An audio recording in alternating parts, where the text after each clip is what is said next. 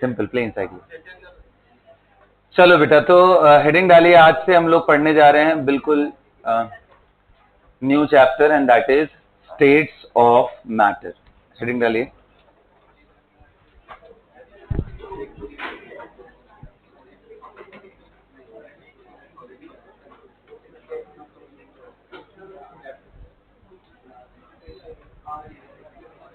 Alright, अब ध्यान से सुनो सभी लोग ना। देखो, अगर मैं प्लाज्मा स्टेट और उधर बहुत एलिवेटेड टेम्परेचर की बात ना करूं, so there are 3 states of matter that are possible. कौन कौन से वो आप सभी लोग जानते हो? Solid, liquid and gas. तो स्टेट्स ऑफ मैटर में पहला पार्ट क्या है? सॉलिड। दूसरा पार्ट क्या है? लिक्विड। एंड तीसरा पार्ट क्या है? गैस। देखो, इस चैप्टर में तो हम पढ़ने वाले गैस के बारे में ही है, बट एक जस्ट इंट्रोडक्शन है। सॉलिड एंड लिक्विड क्या क्या है। तो बताओ, सॉलिड के जो पार्टिकल्स होते हैं बेटा, वो क्लोजली पैक्ड होते हैं। जैसे आयनिक कंपाउंड आपने देखा है, कंप्लीट कांटेक्ट में। अगर कोई चीज कंप्लीट कांटेक्ट में है तो उसमें रिजिडिटी आ जाएगी, वो फिक्स्ड रहेगा, रिजिड स्ट्रक्चर होगा इनका। ये सुनो, लिखते चलो साथ के साथ। Rigid, fixed, shape, fixed volume. No translational motion.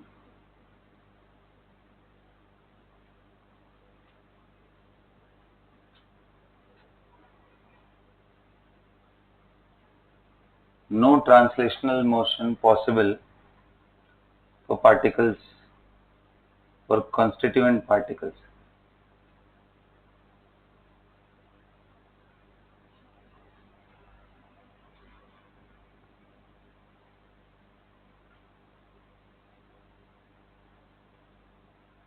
Now, what do I mean by translational motion of the constituent particle? मतलब ये जो पार्ट है जिसको मैंने डार्क कर रखा है, थोड़ा शैडो क्रिएट करके, ये यहां से उठ के इधर नहीं आ सकता अपने यहां, और ये उठ करके इधर नहीं जा सकता। हाँ, क्या इसका मतलब कोई मोशन पॉसिबल नहीं है? ऐसा नहीं। अगर आप जैसे जैसे उनकी हीटिंग करोगे तो वो वाइब्रेट करेंगे अपने मीन पोजीशन के about. Vibration is possible, but translational motion is not possible. Now coming to liquid. Liquid में थोड़े डिस्टेंस पे रहते, बहुत ज्यादा डिस्टेंस नहीं है, क्लोजली पैक्ड नहीं है, थोड़े रैंडम है, बट अभी भी ऐसा नहीं है कि सेपरेशन बहुत ज्यादा हो गया। अगर मैं फोर्सेस के टर्म में बात करूं, स्ट्रॉन्गेस्ट फोर्स,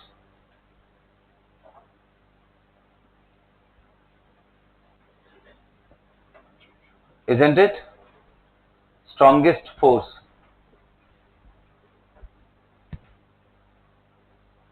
फोर्सेस के टर्म में बात करूं तो स्ट्रॉन्गेस्ट। और लिक्विड के बारे में बात करूं तो ये रिजिड नहीं होता है। लिक्विड एंड गैस को फ्लूइड बोलते हैं, दे कैन फ्लो। इन दोनों को कलेक्टिवली क्या बोला जाता है? फ्लूइड। कभी आपको वर्ड सुनाई दे फ्लूइड, मीन्स आप लिक्विड और गैस जो फ्लो कर सके, तो नॉट रिजिड, फ्लूइड होते हैं। नो फिक्स्ड शेप, जिस कंटेनर में आप ऐड करते हो उसके जैसे ही बन जाते हैं। ग्लास में रखोगे तो ग्लास का शेप एक्वायर कर लेंगे, है ना। नॉर्मल बीकर में रखोगे उसके जैसा हो जाएगा, कोनिकल फ्लास्क में रखोगे तो उसके जैसा हो जाएगा, लेकिन इसके पास फिक्स्ड वॉल्यूम तो है। कहने का मतलब कंटेनर बदलने से लिक्विड का वॉल्यूम नहीं बदलता। अगर वो 20 ml का है तो 20 ml ही रहने वाला है। यहां translational motion possible.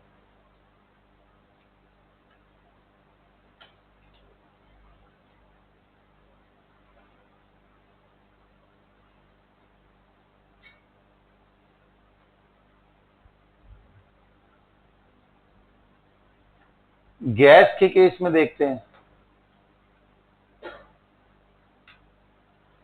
गैस के केस में यूनिक चीज ये है कि किसी भी कंटेनर जिसमें आप ले रहे हो उसमें ये इतना स्प्रेड करेंगे जिससे इन पार्टिकल्स के बीच में मैक्सिमम पॉसिबल डिस्टेंस आ जाए। मतलब no fixed shape and no fixed volume. No fixed shape and no fixed volume. Weakest force of attraction.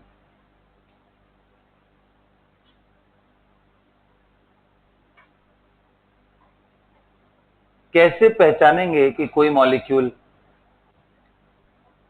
Gas form में है? कैसे पहचानेंगे लिख देने से? तो उसके दो पैरामीटर है। मैंने आपको केमिकल बॉन्डिंग में समझाया था कि जैसे जैसे मॉलिक्यूल का आप साइज बढ़ाते जाते हो वैसे वैसे van der Waals force of attraction बढ़ते जाते हैं।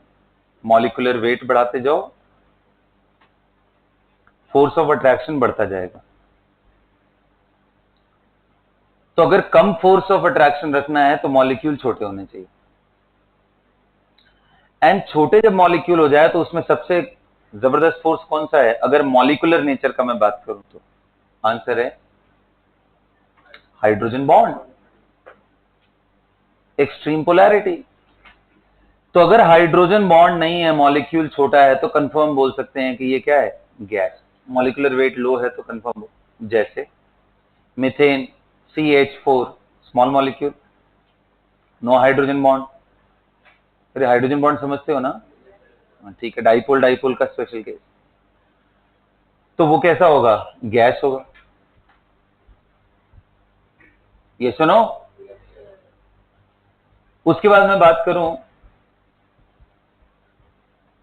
Ethane is also a gas, propane is also a gas, वहां पे कोई पोलैरिटी नहीं। CH3OCH3 is also a gas, but CH3OH will be liquid, क्योंकि OH आ गया। जहां OH, NH ये सब आ जाए वहां हाइड्रोजन बॉन्ड बनने का चांस है।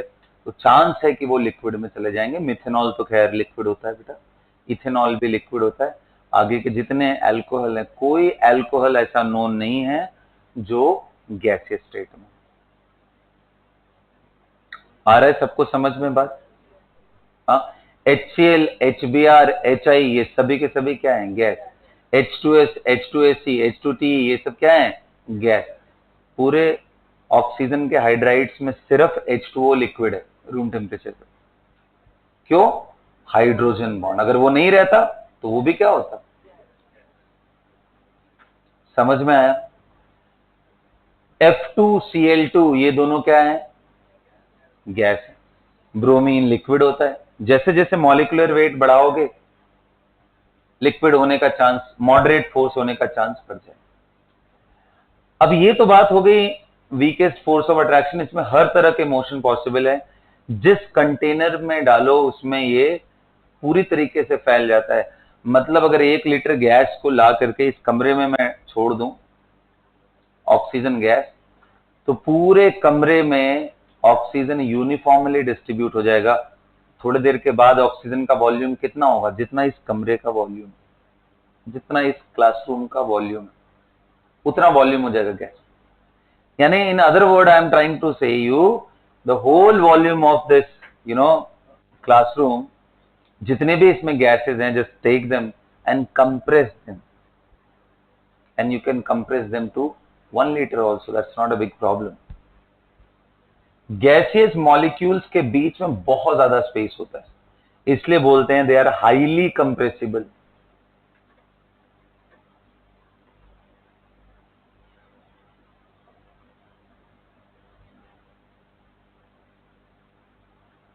There volume depends on temperature, pressure.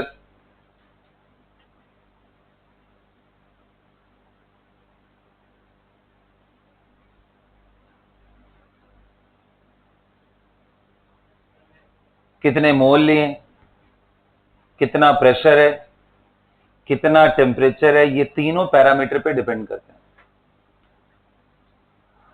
और यही गैस से एक पार्ट आता है जिसको बोलते हैं ideal gas.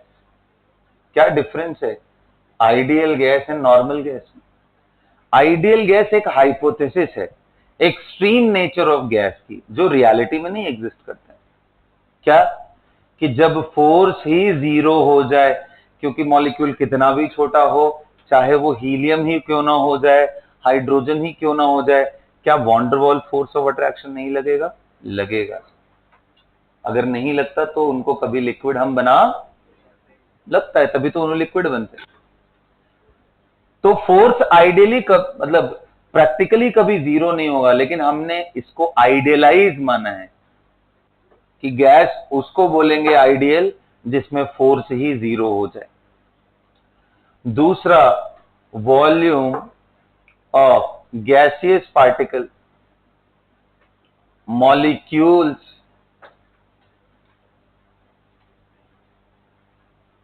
gaseous molecules tending to zero with respect to total volume। Point है ये सबसे, ये assumption है आइडियल गैस। जो इनकी टोटल एनर्जी होती है वो किसके बराबर होती है? काइनेटिक एनर्जी के बराबर, क्योंकि पोटेंशियल है ही नहीं। जब फोर्स जीरो है तो पोटेंशियल एनर्जी कुछ नहीं होता है, जीरो हो जाएगा, इंटरमोलिकुलर फोर्स ही नहीं। ये किसका assumption है बेटा? आइडियल गैस का। और हम यही पढ़ने वाले हैं आज की क्लास में। तो आइडियल गैस लिख करके उसका assumption लिख लीजिए। और इनमें एक रिलेशन फॉलो होता है, जैसा मैंने बोला कि वॉल्यूम डिपेंड्स ऑन दिस, तो इनमें एक रिलेशन है। क्या बोलते हैं? पीवी इज इक्वल टू, क्या नाम है इसका भाई? हाँ जी, आइडियल गैस इक्वेशन। इसको नोट करिए सभी लोग।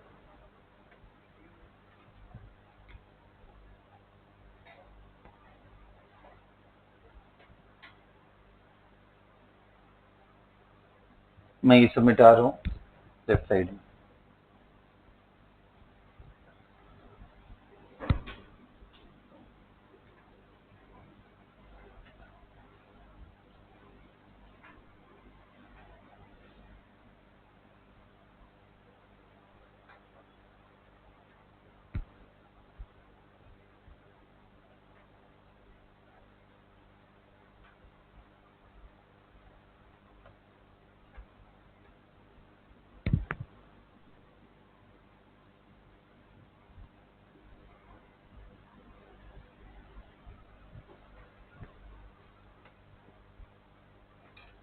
अब मैं बात करता हूं कुछ इंपॉर्टेंट पैरामीटर्स के। ये जो आइडियल गैस इक्वेशन है PV is equal to nRT में कौन सा चीज क्या रिप्रेजेंट करता है? हालांकि ये सब चीजें मैंने यूनिट एंड डायमेंशन टॉपिक के अंदर, मोल के अंदर मैंने डिस्कस किया था, लेकिन एक बार फिर से आपको क्विक रिकैप दे देता हूँ, एट द सेम टाइम दोबारा रिवाइज करा देता हूँ। क्या प्रेशर क्या होता है बेटा? क्या है ये? सबको मालूम है, force per unit area. Gases में प्रेशर कैसे आते हैं? तो ये जो मॉलिक्यूल्स है जो इधर उधर भाग रहे हैं, ये नेचुरली भागते भागते यहाँ वॉल से टकराएंगे और इस जगह टकराने के बाद रिटर्न भी आएंगे। तो यहाँ change in momentum transfer upon delta T is termed as what? Force. इस फोर्स का परपेंडिकुलर जो कंपोनेंट लोगे तो वही क्या होता है? Per unit area pressure is defined as perpendicular component of the force per unit area. Unit के बारे में हमेशा जब भी यूनिट की बात आएगी तो दो तरह के यूनिट होंगे, एक स्टैंडर्ड एसआई यूनिट, कौन सा? न्यूटन पर मीटर स्क्वायर, और इसी को क्या बोलते हैं, पास्कल। और दूसरे common unit, commonly used unit, इसमें बहुत सारे, ATM, bar, torr, mm of HG, centimetre of HG, and dot dot dot. क्या सबको समझ में आ रहा है? अब इनमें आपस में रिलेशन है, जैसे 1 bar is equal to 10⁵ pascal, 1 ATM is equal to 1.013 bar, और 1.013 बार को कितना लिख सकते हैं, 10⁵ पास्कल। 1 एटीएम की जो वैल्यू होती है वो बराबर होती है 760 टॉर, या 760 millimetre of mercury column, mm of Hg, 76 centimetre of mercury column Hg। तो ये सारे यूनिट है, मिलीमीटर एंड सेंटीमीटर। ये जब भी मैं बात करता हूं वैक्यूम में, अगर आप एक वर्टिकल कॉलम ले लो फिल्ड विथ मर्क्यूरी, तो उसका ऊपर कुछ भी नहीं है, कोई प्रेशर नहीं है, तो इस बॉटम पे यहाँ पे जो प्रेशर आपको एक्सपीरियंस होगा वो वैल्यू 1 एटीएम के बराबर तब होगा जब ये 76 सेंटीमीटर या फिर 760 मिलीमीटर लेंथ का हो। तो इसलिए बोलते हैं 76 centimetre of mercury in a vertical column will exert a pressure at the bottom equal to 180। कहानी उल्टा है बेसिकली, कि मर्करी कॉलम रख करके ये प्रेशर निकालते हैं हम लोग with the help of barometer instrument. तो ये जो प्रेशर बैरोमीटर है, मैनोमीटर है, इसकी फंक्शनैलिटी क्या है, ये सब आप लोग फ्लूइड मैकेनिक्स में पढ़ोगे, जब दलजीत सर डिस्कस कर रहे होंगे, फिजिक्स में सर पढ़ा रहे होंगे, तब आप पढ़ोगे हाइट से कैसे प्रेशर निकालते हैं, किस तरीके से वैरी करता है। तो अभी हम इन सब चीजों पर नहीं जाएंगे, फिजिक्स वाले एस्पेक्ट पे नहीं। हमारा काम है प्रेशर अगर हमें पता है तो हम कैसे आगे चैनलाइज करें, वॉल्यूम पता है तो कैसे चैनलाइज। Is that clear? तो ये सारी चीजें आप नोट करते चलो, मैं ये मिटा दे रहा हूँ sir.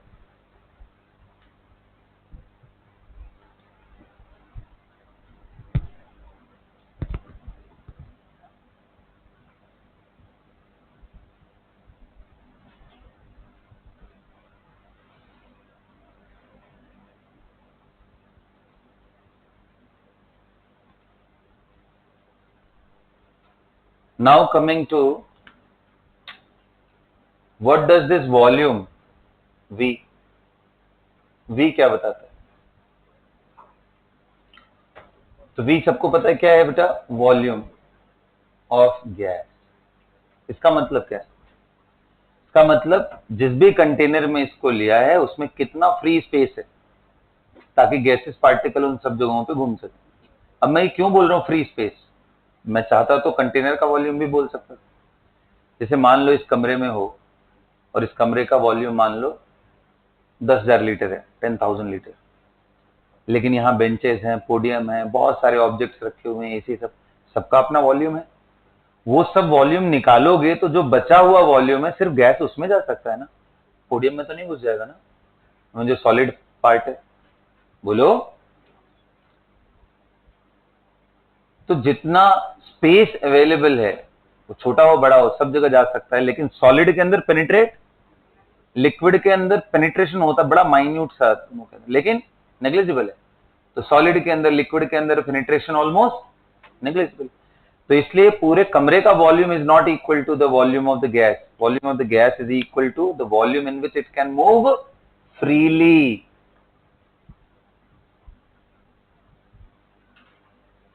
Is equal to volume available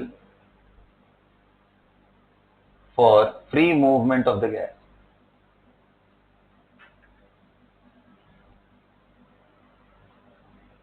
in the container। अच्छा जी, अब यूनिट की बात करते हैं, यूनिट ऑफ वी। बताओ एसआई यूनिट क्या होगा, बोलो Prabhanand, what is SI unit of volume, बोलना।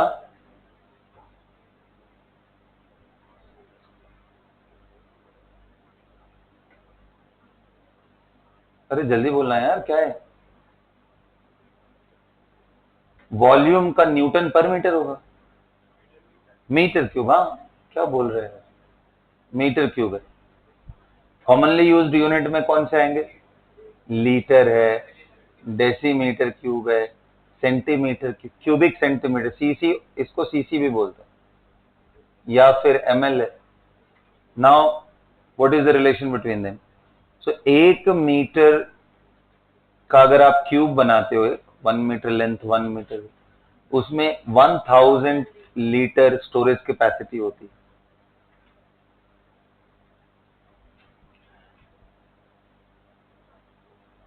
ये रिलेशन है इसमें। अब इसी के हिसाब से आप बहुत सारी चीजें खुद से कर सकते हो। कर सकते हो क्या? खुद से कर सकते हो। जैसे बताओ, मीटर की जगह सेंटीमीटर डाल दूं तो क्या हो जाएगा? ये 100 सेंटीमीटर का पावर कितना, 3 इज इक्वल टू 1000 लीटर। आप 100 इंटू 100 इंटू 100, 10 के पावर कितना हो गया, 6 centimetre cube is equal to 10 के पावर 3 लीटर। आप यानी यहां से क्या निकल के आया, 1 लीटर इज इक्वल टू 10 के पावर 3 क्यूबिक सेंटीमीटर, 1000 सीसी। अभी कितने लोग कह रहे हैं हमें ये भी पता है कि 1 litre is equal to 1000 ml भी होता है। तो इन दोनों को अगर मैं रिलेट करूं तो इनसे ये पता चलता है कि 1 सीसी इज सिंपली 1 ml।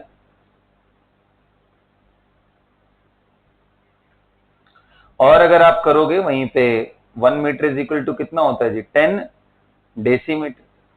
इसका क्यूब करोगे तो कितना आ जाएगा, 10 के पावर 3। ये इसी रिलेशन से, इस जगह से क्या समझ में आ रहा है, 1 DM cube is equal to 1 litre. तो ये सब कुछ बड़े छोटे छोटे पॉइंट्स है जो आपको दिमाग में रखना है। यूनिट पे कमांड होना चाहिए जब आप फिजिकल केमिस्ट्री के क्वेश्चंस अटेम्प्ट कर रहे हो, वरना आधी तकलीफें वहीं आनी है। फॉर्मूले वगैरह ज्यादा नहीं होते इसमें। गलतियां क्या करते हैं हम, न्यूमेरिकल वैल्यू लिख देते हैं, बस यूनिट पे ध्यान ही नहीं देते क्या लिखा हुआ है ना साथियों? ध्यान रखोगे ना सारी वैल्यू? आओ चलो देख। तो प्रेशर हो गया, वॉल्यूम हो गया, अगला कौन सा पार्ट है? मोल तो यार हम बचपन से करते आए हैं, नहीं?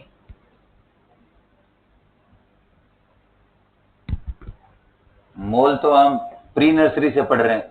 What is mole? Mole is equal to number upon Avogadro number. अब वो कहानी गया मैं, नंबर कितना है क्या, ये सब कहानी नहीं, सीधा फॉर्मूले पे आते हैं। मास बाई मोलर, समझ में आ रहा है क्या? ओके।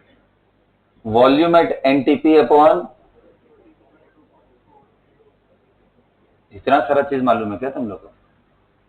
ठीक है, फिर तो और क्या चाहिए, बहुत है वैसे। N is mole, and what is T here?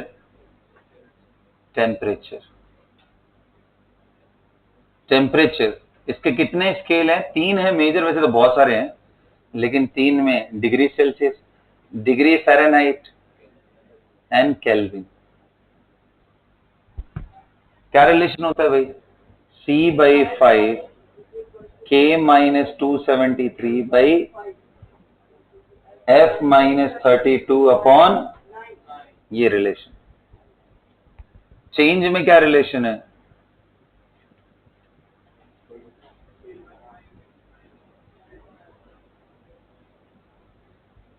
Change निकालने के लिए कुछ नहीं करना है यार, एक बार इसको C1 रखो, C1 is equal to K1 F1, ऐसे पूरा एक इक्वेशन, फिर एक बार C2 K2, एंड फिर डिफरेंस ले लो, तो C2 minus C1 upon 5, K2 minus K1, and एक में ये माइनस, एक में प्लस, तो कैंसिल हो जाएगा 273। तो ऐसे ही आएगा रिलेशन, याद है ना? इसमें क्वेश्चंस बड़े अच्छे अच्छे बनते हैं कि अगर 5 डिग्री फ़ारेनहाइट में रेज किया टेम्परेचर तो कितना सेल्सियस में रेज करेगा, ऐसे क्वेश्चंस यहाँ से निकाल सकते हैं। क्या सबको समझ में आ गया? बोलो। हम यहाँ पे टेम्परेचर किस में यूज करते हैं? temperature used here in this equation is in Kelvin.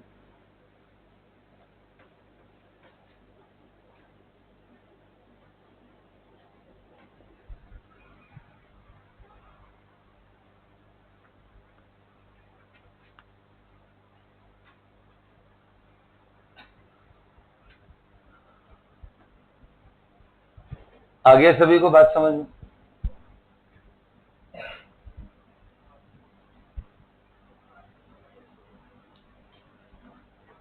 अगर इतनी बात आपको समझ आती है तो आर के बारे में भी समझ लेते हैं. What is R? हाँ जी, बिल्कुल सही बोला. Universal gas constant. मतलब इसकी वैल्यू पूरे यूनिवर्स में प्रेजेंट गैसेस के लिए सेम है और पूरे यूनिवर्स में कहीं भी जाओ ये वैल्यू सेम रहने वाली है. इसलिए नाम क्या है? ऐसे कांस्टेंट बहुत कम है. यूनिवर्सल कांस्टेंट बहुत सारे मिलेंगे बट यूनिवर्सल कांस्टेंट बहुत कम. मतलब उस गैस के डिब्बे को समंदर में लेके चले जाओ तो भी आर की वैल्यू उतनी ही रखनी है. स्पेस में चले जाओ तो भी उतनी ही रखनी है. अपने प्लेनेट के ऊपर रखो, मून पे रखो, जहां मर्जी रख लो, ये वैल्यू उतनी ही होने वाली. कितनी होने वाली है? आर की वैल्यू कितनी होती है? तो अलग अलग यूनिट में अलग अलग. जैसे मैं अगर बात करूं R in SI unit, SI unit, ये बताओ यहां से आर को एक्सप्रेस करते हैं. R can be written as PV upon nT. Can I write like this? तो जब सब एसआई यूनिट में रखोगे तो आर का यूनिट भी ऐसा ही है. सबको रखते हैं. प्रेशर का एसआई यूनिट कितना होता है? न्यूटन पर वॉल्यूम का अपॉन मोल केल्विन. आया ना? क्या आया? Newton into metre upon mole into kelvin. पता है न्यूटन मीटर को जूल भी बोलते हैं. जूल पर मोल पर केल्विन, ये यूनिट आ गया.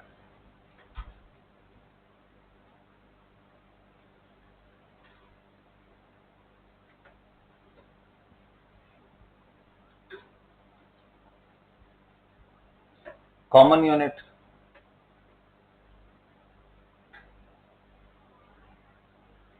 एटीएम लीटर वाला होता है. प्रेशर को रखो एटीएम में, अपॉन मोल पर केल्विन. एटीएम लीटर पर मोल पर केल्विन. कितने लोग कह रहे हैं न्यूटन मीटर जैसे जूल लिखा है वैसे कैलोरी भी लिख सकते हैं? लिख सकते हैं ना? तो अब आते हैं वैल्यूज पे. Values of R in different unit.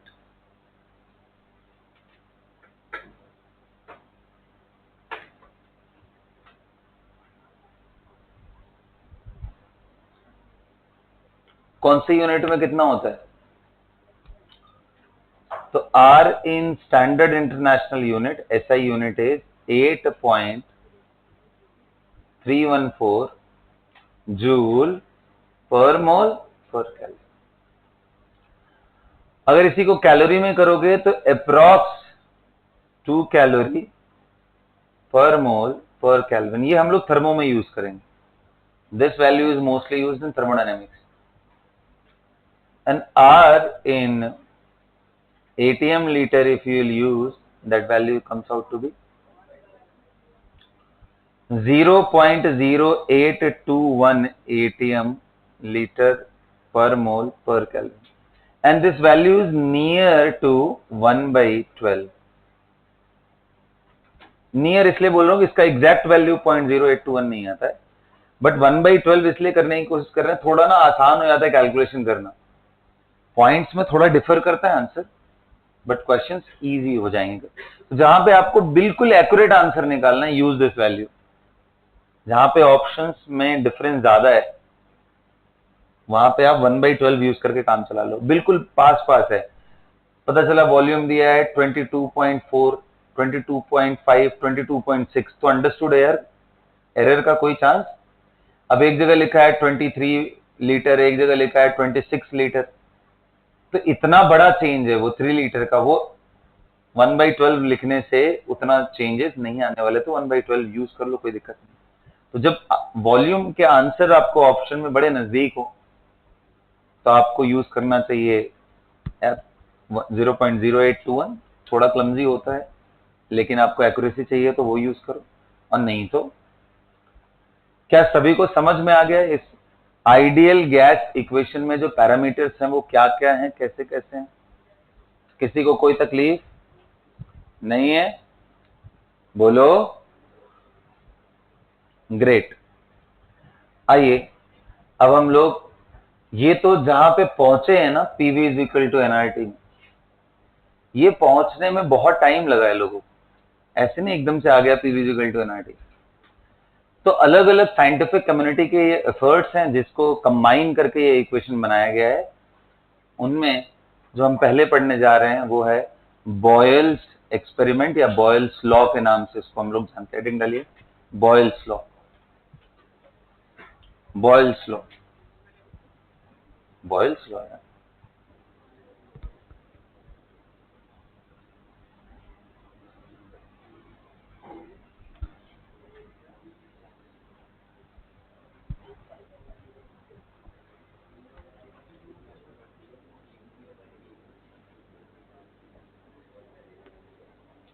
Boyle's law, देखो इन्होंने क्या किया कि एक पिस्टन यानी एक सिलिंड्रिकल कंटेनर लिया,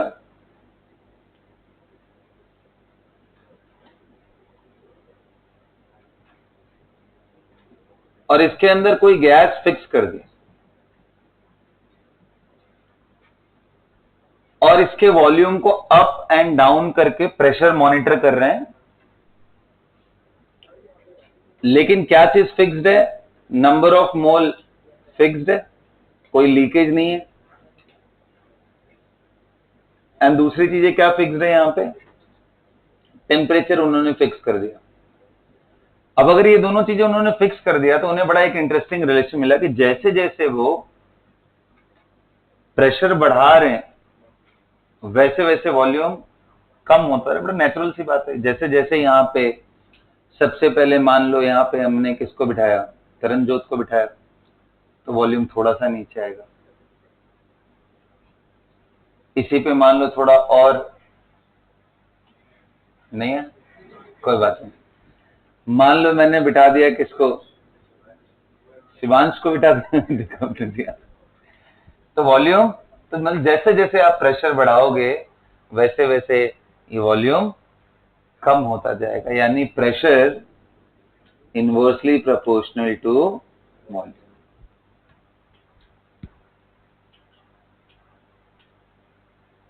provided mole and temperature is constant. ये उन्होंने ऐसा रिलेशन फिगर आउट किया। तो अब आप कहोगे सर ये कौन सी बड़ी बात थी, हमें तो पता ही है ये सब चीज। नहीं, क्योंकि पीवी इज इक्वल टू क्या होता है? एनआरटी।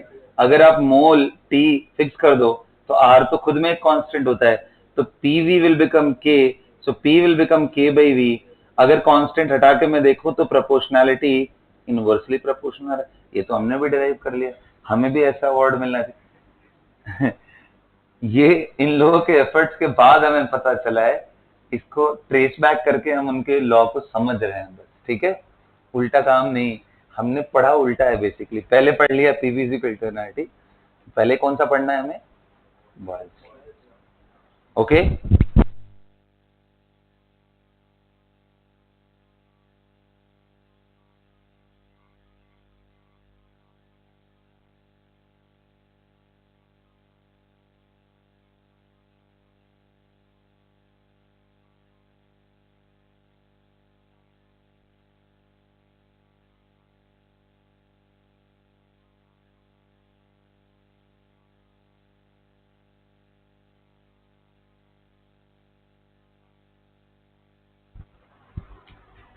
लिखिए, उसके बारे में लिखिए। बॉयल्स लॉ के बारे में लिखिए।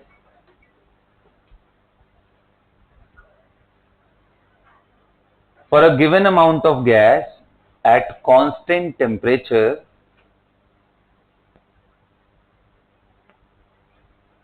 for a given amount of gas and at constant temperature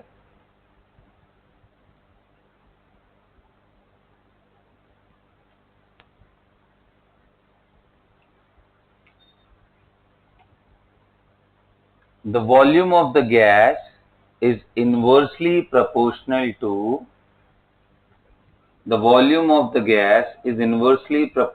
to pressure applied over it.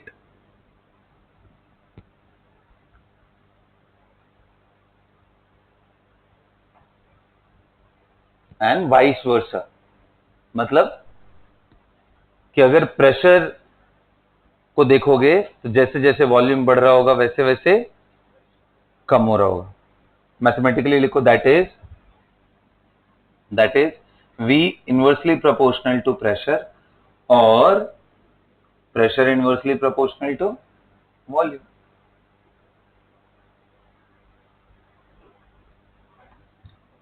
और P is equal to K by V, या फिर क्या बोल सकते हैं, PV is equal to K।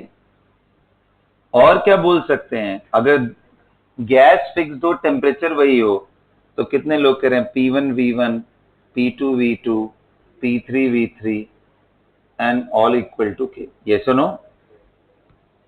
Provided the gas is same. कहने का मतलब ये है कि अगर यहां पे गैस एक कंडीशन में प्रेशर कितना है 1 atm और वॉल्यूम कितना है 100 लीटर मान लो, और बाद में मैंने इसको वॉल्यूम को कंप्रेस किया और वॉल्यूम कितना हो गया 10 लीटर मान लो, तो प्रेशर कितना होना पड़ेगा, क्योंकि इनका प्रोडक्ट एक फिक्स वैल्यू है।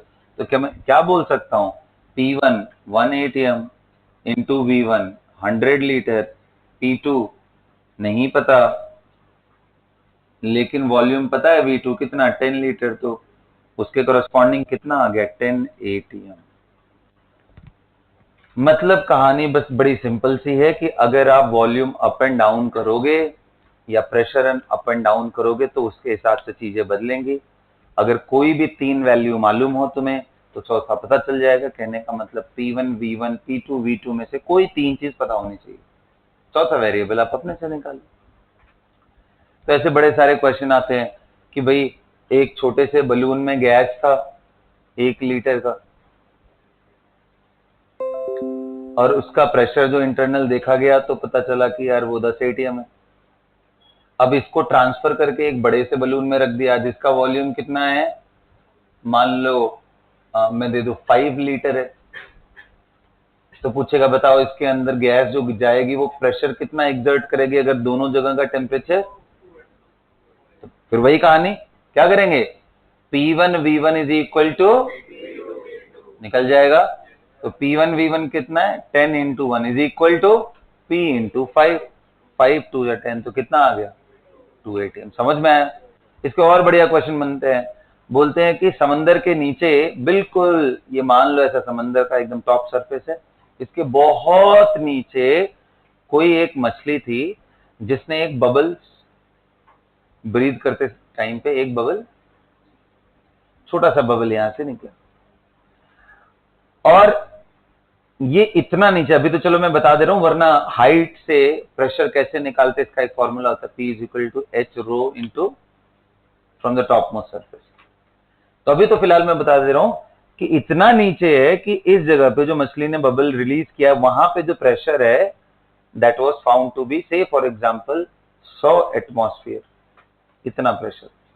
और ये जो बबल का साइज है वो 1 सेंटीमीटर क्यूब का है, 1 ml का, उतना ही बड़ा बबल उसने छोड़ा गया। अब ये जैसे जैसे बबल अपवर्ड ट्रेवल करेगा तो हाइट ऊपर से कम होती जाएगी, मतलब डेप्थ कम होती जाएगी, डेप्थ कम होगी तो प्रेशर घटता जाएगा, घटते घटते घटते घटते बिल्कुल सरफेस के आसपास पहुंचेगा, तो सरफेस के आसपास pressure is close to 1 atm। तो पूछा जाए बताओ यहाँ पे साइज ऑफ द बबल कितना हो जाएगा, तो 100 into 1 P1 into V1 is equal to P2 into, तो इस बार ये प्रेशर पता है कट गया 100 सीसी, मतलब कि 100 ml बड़ा, इतना बड़ा बबल बन जाएगा वो, जो कि सिर्फ 1 ml का बबल था, वो ऊपर आते आते 100 ml का बबल बन जाएगा। है ना मजेदार बात, छोटा सा ऐसा बबल ऊपर आते आते। अब ये चीज तुम लोग स्विमिंग पूल में ट्राई कर सकते हो, थोड़ा ब्रीद इन करके जाओ और बाहर अपने दोस्त से बोलो कि अच्छा वाला कैमरा लेकर के अंदर बबल एंड ऊपर जब सरफेस पे आ रहा है तो उसको मॉनिटर करो, स्लोमो लगा करके देखो जरा वो कैसे कैसे ग्रो कर रहे हैं। पूल के अंदर आप चेक कर सकते हो, एकदम नीचे जाना है, तैरने आता है तभी डिस्क्लेमर, नीचे जाना है अच्छे पूल के अंदर एंड वहां पे थोड़ा सा एक छोटा सा बबल आपको release, monitor the size when it comes to the surface. Okay, got it? All right. तो ये बात समझ में आ गया, the application of the Boyle's law. यहां तक आप कहानी लिखिए, इसके बाद कुछ ग्राफ ड्रॉ करिए, आप लोग क्वेश्चन लिखिए।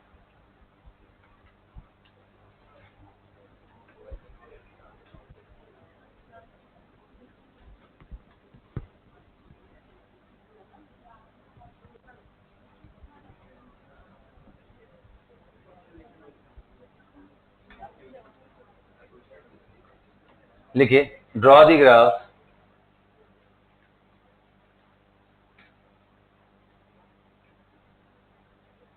पहला प्रेशर वर्सेस वॉल्यूम, दूसरा प्रेशर वर्सेस 1/v, तीसरा product of pressure volume versus volume. ध्यान रखना बेटा, जब मैं P वर्सेस V बोल रहा हूं तो इसका मतलब इस एक्सिस पे प्रेशर, इस एक्सिस पे volume.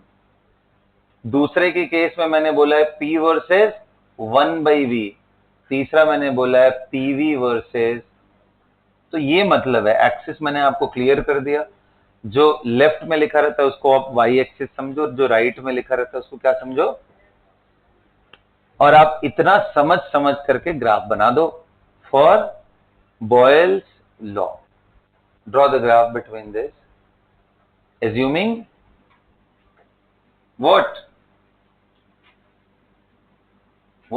n and t are constant। मतलब मैं किसके बारे में, बॉयल्स। अच्छा ध्यान देना बेटा, टेम्परेचर कांस्टेंट हो जाए तो ऐसे सभी ग्राफ को क्या बोलते हैं, आइसोथर्म। क्या बोलते हैं, आइसो मतलब same and thermal is related with temperature. Isotherm का मतलब हुआ ऐसे ग्राफ जिनमें टेम्परेचर कांस्टेंट हो थ्रू आउट। तो कभी आ जाए कि बॉयल्स लॉ से हमें क्या पता चलता है, तो आंसर है आइसोथर्म। चलो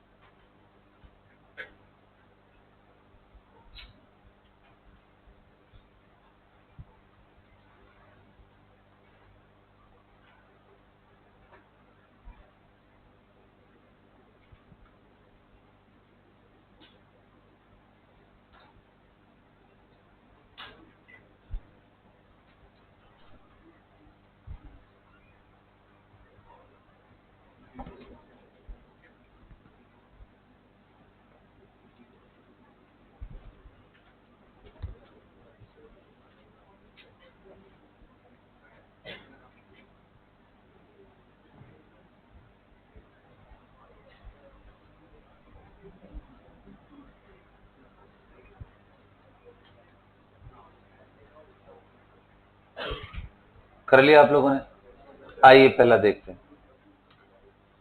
देखो मैंने क्या रिलेशन बताया है कि बॉयल्स लॉ के लिए P is equal to K/V, यानी अगर मैं इसको इस फॉर्म में लिखूं तो कैसा आ जाएगा, P के जगह जैसा मैंने बोला लेफ्ट में जो लिखा हो वो y है, तो P के जगह मैं क्या मान लूंगा y, एंड V के जगह मैं क्या मान लूंगा x। मैं पहले ग्राफ की बात कर रहा हूं, P वर्सेस V, तो P क्या है, P को ही क्या मान लिया y एंड V को क्या मान लिया x, तो हमारा इक्वेशन क्या आ गया, P is equal to K/x, sorry y is equal to. तो ये क्लियर है कि ये पावर x पे -1 एंड -1 होने का मतलब ये स्ट्रेट लाइन तो नहीं हो सकता, क्योंकि स्ट्रेट लाइन का ग्राफ कैसा होता है, y is equal to mx plus c, जहां पे इस पे भी पावर 1, इस पे भी पावर 1, और उसके अगल बगल चारों तरफ क्या होता है, कांस्टेंट। ये स्ट्रेट लाइन तो बिल्कुल नहीं। तो इस कैसा है फिर, कर्व है। कर्व कैसा वाला कर्व है कि एक बढ़ रहा है तो दूसरा घट रहा है। ऐसे कर्व को बोलते हैं रेक्टेंगुलर हाइपरबोला। क्या बोलते हैं, रेक्टेंगुलर।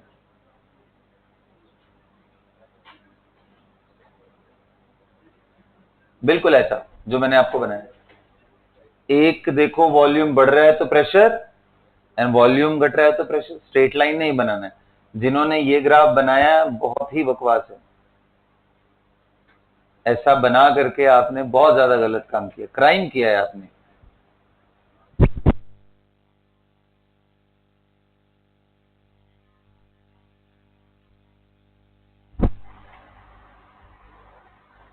किया था क्राइम, ठीक है, बच गए तो।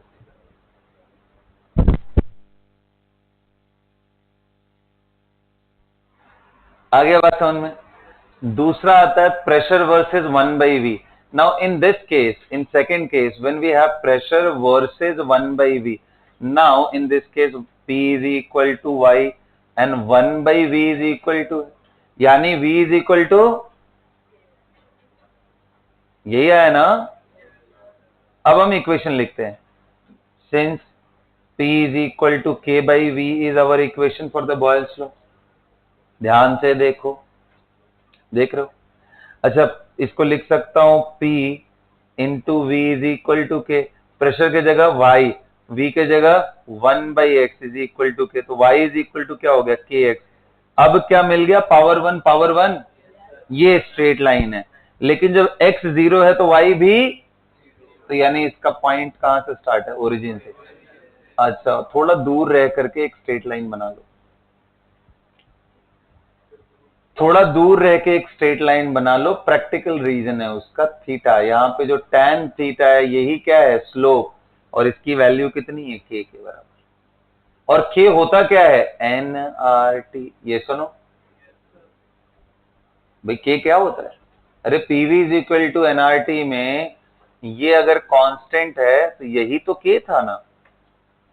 तो बॉयल्स कांस्टेंट कभी कोई पूछे क्या होता है, what is Boyle's constant, n0 r into T naught, और वही स्लोप है। तो कभी कोई आपसे पूछे कि tan theta is equal to this and this is equal to n0 rt, क्योंकि यही वैल्यू हमारी फिक्स थी। यस और नो, ये आ गया p वर्स। अच्छा, थोड़ा दूर से क्यों बोल रहा हूं, क्योंकि जाता तो देखो ओरिजिन से ही है, डायरेक्शन वही दिखाना है। क्योंकि जीरो पे लेके आना कहीं ना कहीं ये सिग्निफाई करता है कि अगर 2-4 मोल गैस ले करके रखे हो, टेम्परेचर मान लो रूम टेम्परेचर रखे हो, तो उसके ऊपर 50-60 हाथी रख दोगे तो वॉल्यूम 0 हो जाएगा। ऐसा पॉसिबल है क्या, क्या कितना भी प्रेशर अप्लाई करे क्या गैस का वॉल्यूम 0 हो सकता है।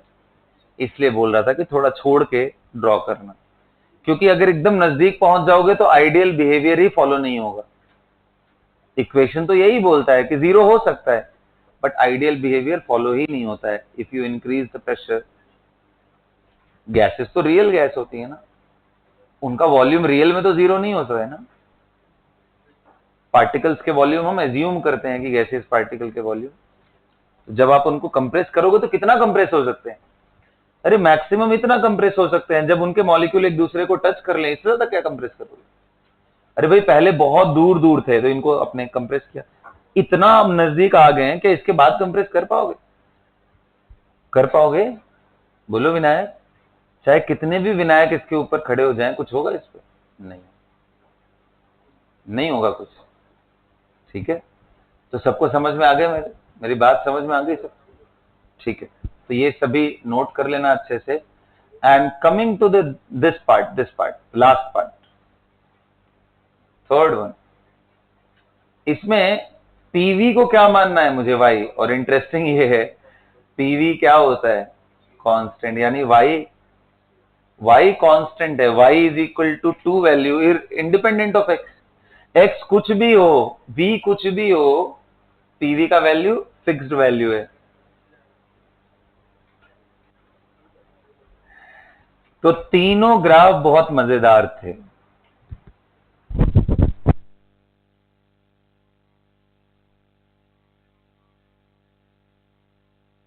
Very good. चलो, तो इसी के साथ कहानी किसकी ओवर होती है? बॉयल्स। और वो बेसिक बेसिक क्वेश्चन जो मैंने बताया था, मछली वाला बबल ऊपर आके कितना बड़ा बबल बन गया। अब बबल के अलावा हम लोग कुछ और खेलने जा रहे हैं, चलो देखते हैं आप कर पाते हो क्या क्वेश्चन। लिखो,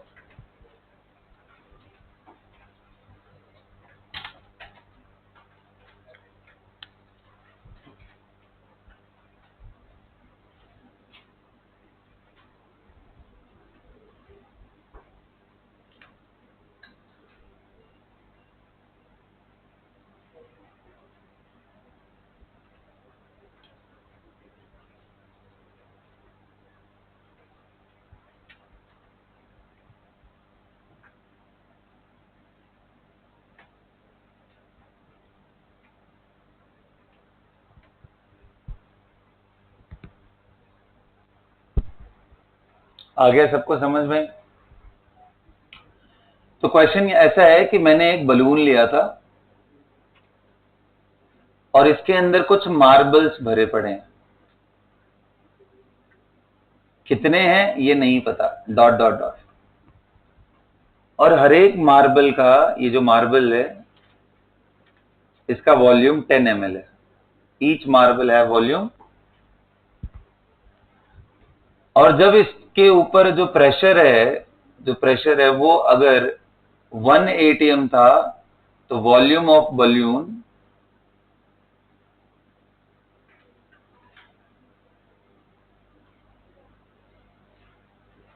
1 लीटर था।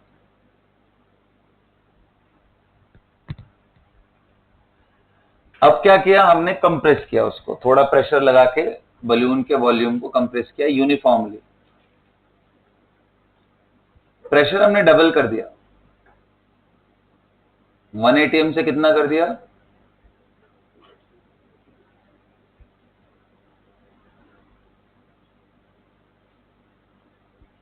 मार्बल्स ऑफ कोर्स इसी के अंदर है, ना तो कहीं कोई लीकेज है, कुछ नहीं है, डॉट डॉट डॉट। और इसका जो volume of the balloon was found to be volume of 625 ml, 625 ml। अगर दोनों जगहों का टेम्परेचर फिक्स्ड है T नॉट और इसका भी टेम्परेचर T नॉट है, तो बताइए नंबर ऑफ मार्बल्स कितने? How many marbles are there?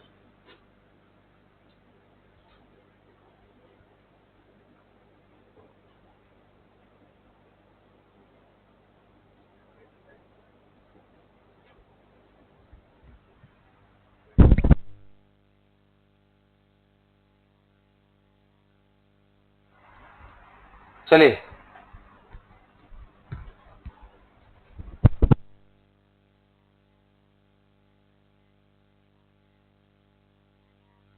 बहुत आसान क्वेश्चन है, मैं बता रहा हूं, बस तरीके से आपको अप्लाई करना है।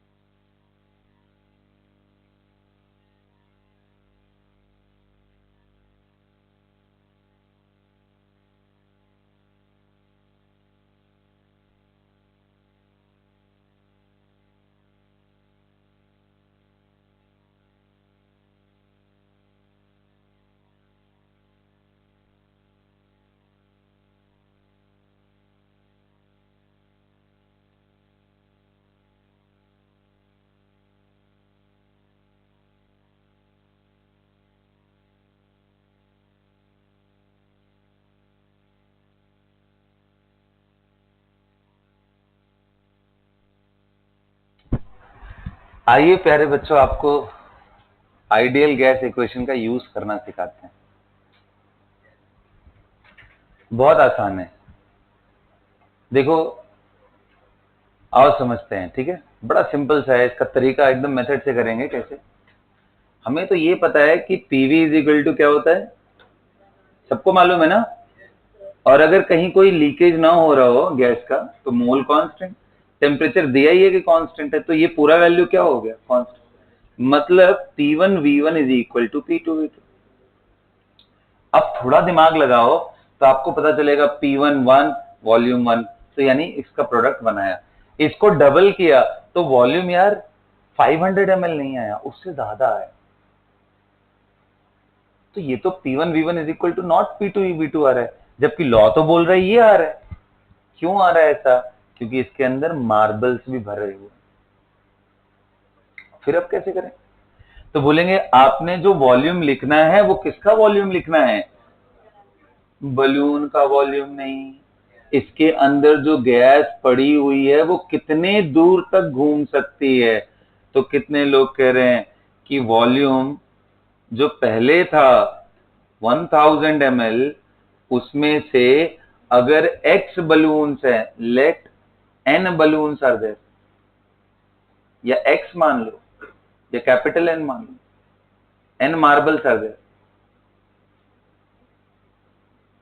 एक मार्बल का वॉल्यूम कितना है 10 ml, तो n का कितना हो जाएगा 10 इंटू n ml। क्या सबको समझ में आ रहा है? बोलो। तो इस पूरे बलून में से मार्बल के वॉल्यूम को हटाना पड़ेगा, क्योंकि गैस सिर्फ उतनी ही दूर घूम सकती है। ये वैसी वाली बात हो गई कि 10 लीटर की एक बकेट थी और उसमें 8 लीटर पानी भर दिया और फिर गैस डाला, तो गैस का वॉल्यूम का 10 लीटर होगा नहीं सर, जो 2 लीटर बचा है उसी स्पेस में घूमेगा ना वो। यहाँ पे भी वही, मार्बल डालने से जो अवेलेबल वॉल्यूम है गैसेस के लिए वो कम हो गया। और कितना हुआ 1000 माइनस 10 इंटू एन, वही तो हमें निकालना है। और P1 का वैल्यू कितना है, क्या बात, P2 कितना है, अच्छा जी V2 कितने लोग कह रहे हैं, यहाँ पे 625 ml टोटल वॉल्यूम था, उसमें से 10 इंटू एन ml वॉल्यूम किसका था, मार्बल्स का। तो बलून के वॉल्यूम में से मार्बल हटाएंगे तो जितना स्पेस बचेगा उसमें गैस घूम सकता है। और ये गैस का वॉल्यूम होता है P इंटू V, ये कंटेनर का वॉल्यूम नहीं है, ये किसका वॉल्यूम है। तो बस हो गया काम।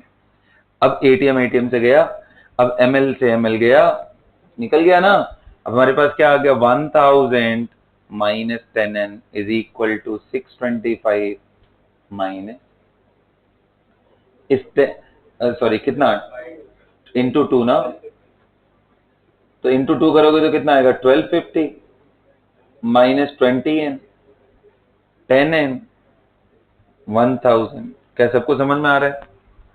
अब बताओ, एक तरफ n करो, एक तरफ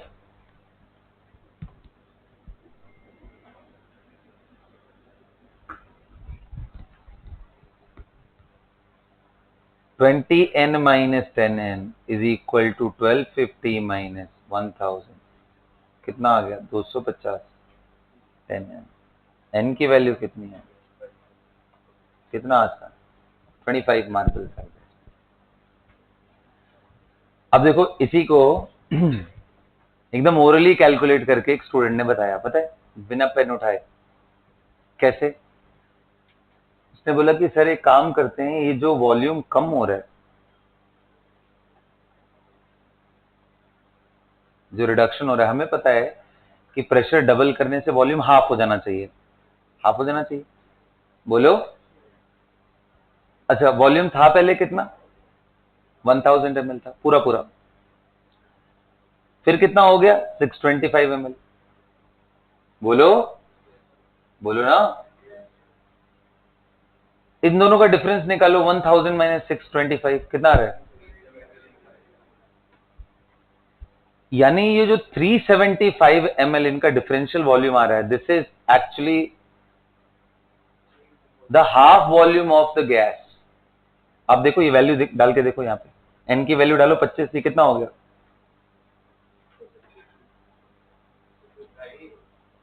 कितना हो रहा है? बोलो।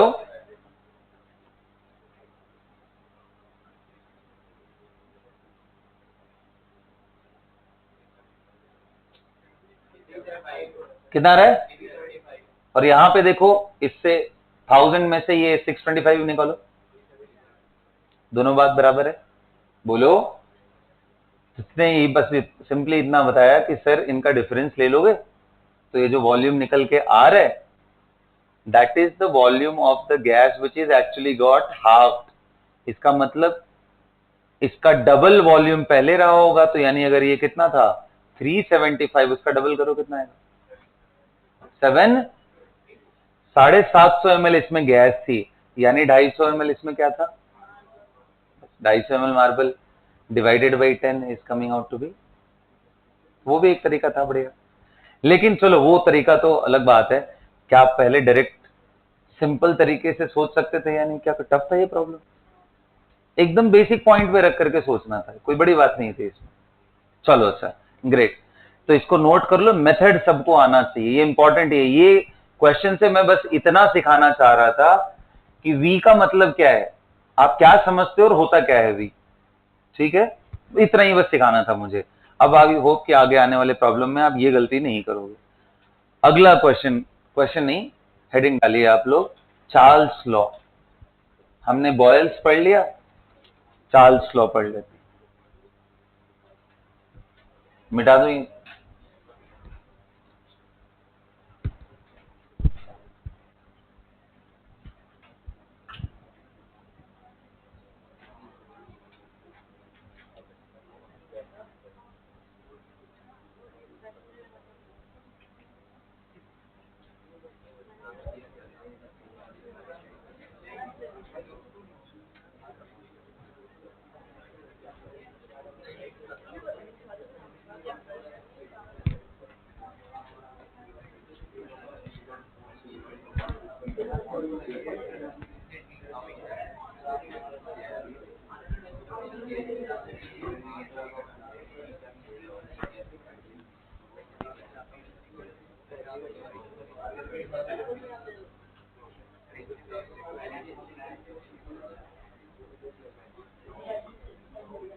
चले डिस्कस किया जाए आगे, चार्ल्स लॉ।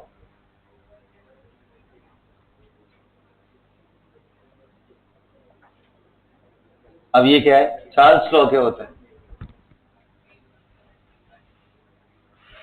ओके, क्या है भाई ये लॉ? देखते हैं। हाँ बिल्कुल सही बोल रहे हैं ये सब। देखो, इन्होंने एक्सपेरिमेंट ऐसे किया, सुनना मेरी बात ध्यान से। वही पिस्टन ब्लॉक लेना है और यहां पे जो बंदा बिठा रखा था वो फिक्स कर दिया। कहने का मतलब एक्सटर्नल प्रेशर क्या हो गया? कांस्टेंट हो गया। और इसके अंदर गैस कुछ भर रखी थी, क्या और कांस्टेंट हो गया? मोल कांस्टेंट हो गया। तो बताओ, आइडियल गैस इक्वेशन में कितने पार्ट है? PV is equal to nRT. आपने मोल फिक्स कर दिया, प्रेशर फिक्स कर दिया, आर फिक्स होता है, तो V will become n R T by, और ये वैल्यू क्या हो गई है? कांस्टेंट। तो v by T will become what? Constant.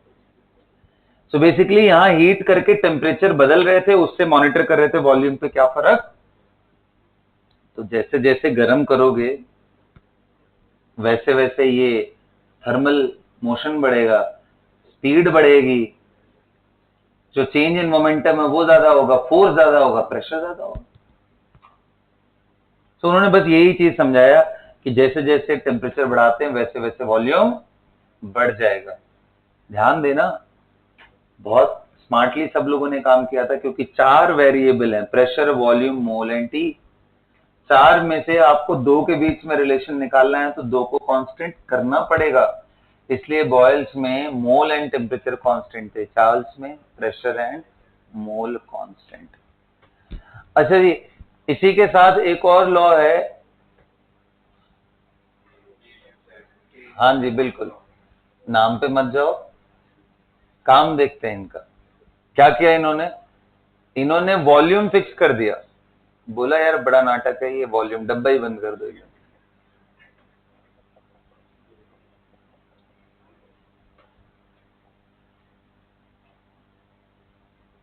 डब्बा बंद कर दिया तो यार मोल जो भी है वो फिक्स्ड हो गया। तो दो parameter fixed, V and N constant. V and N क्या हो गया? कांस्टेंट। अगर V एन N कांस्टेंट है तो PV इज इक्वल टू क्या होता है? nRT। यहाँ पे volume and mole are constant, तो pressure became NR by V into T, और ये वैल्यू क्या है? Constant. So P is equal to KT। तो उन्होंने बोला कि जैसे जैसे आप गर्म करोगे डब्बे के अंदर प्रेशर बढ़ता जाएगा और बढ़ता जाएगा, टेम्परेचर अप करते जाओगे प्रेशर बढ़ता जाएगा। बिल्कुल प्रेशर कुकर वाला हाल है। अगर उसका जो ऊपर से हम एक क्या बोलते हैं इसको, सीटी बोलते, क्या बोलते हैं जो भी है, विसल है, सीटी जो भी बोलते हैं, वो अगर आपने पैक कर दिया, जाम हो गया किसी तरीके से, तो कंप्यूटर ब्लास्ट हो जाता है ना एक टाइम के बाद। होता है ना कुकर ब्लास्ट के केसेस कितने सारे। क्यों? क्योंकि टेम्परेचर हम बढ़ाते जा रहे हैं, अंदर का प्रेशर बढ़ता जा रहा है। मटेरियल का एक स्ट्रेंथ होता है। भाई विनायक का कोई उस साइड और इस साइड से हाथ पकड़ के खींचने लग जाए, हम लोग हैं तो शायद वो ताकत लगा के हमें रोक ले, लेकिन एक हाथ उसका एक हाथी में बांध देते, दूसरा हाथ दूसरी हाथी में, और फिर हाथी को टॉर्चर करते हैं, क्या होगा? थोड़ी देर बाद विनायक के दोनों हाथ हाथी ले गया, ठाकुर अपने ये दोनों हाथ दे दिए, हाथी ले गया। तो हर मटेरियल की अपनी स्ट्रेंथ होती है।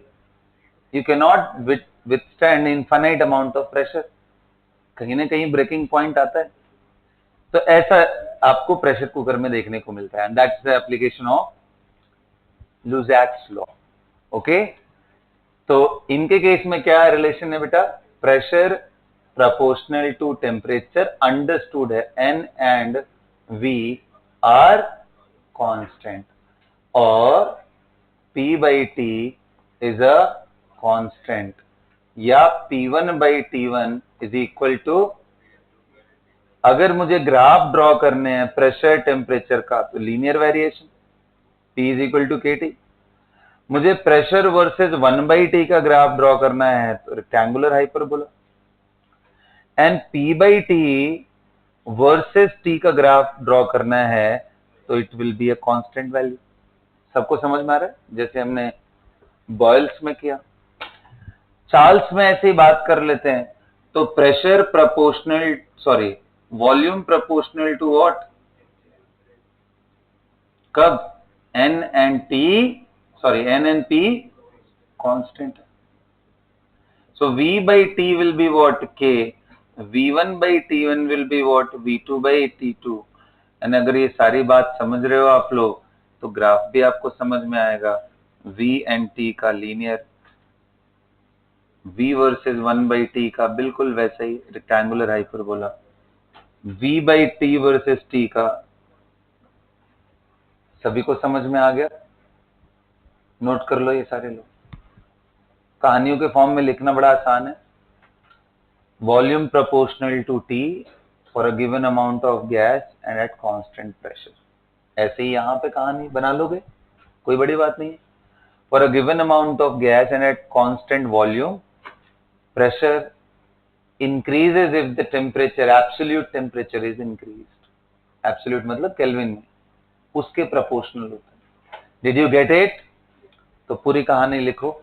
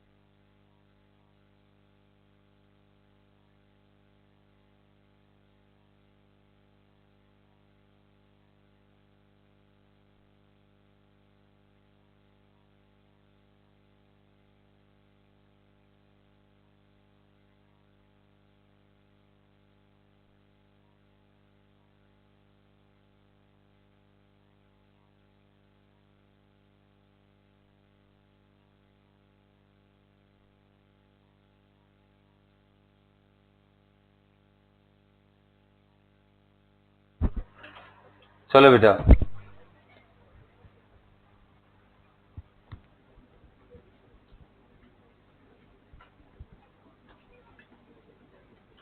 अब आ जाओ कुछ क्वेश्चन करते हैं पहले इन पे बेस्ड। लिखो तो,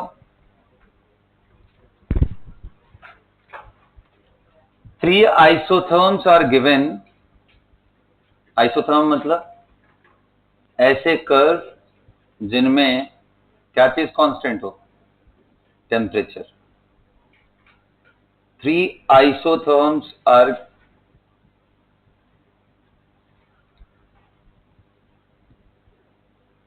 drawn as shown in diagram.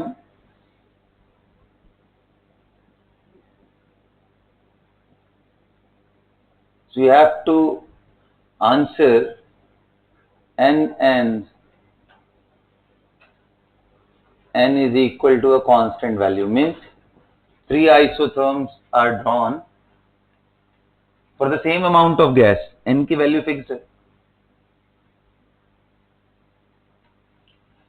Then choose the correct option. Option A is T1, T2, T3 बराबर होंगे। नहीं, T1 से बड़ा T2 होगा, उससे बड़ा T3 होगा।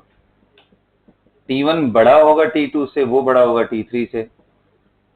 डेटा इनसफिशिएंट है, नहीं बता सकते।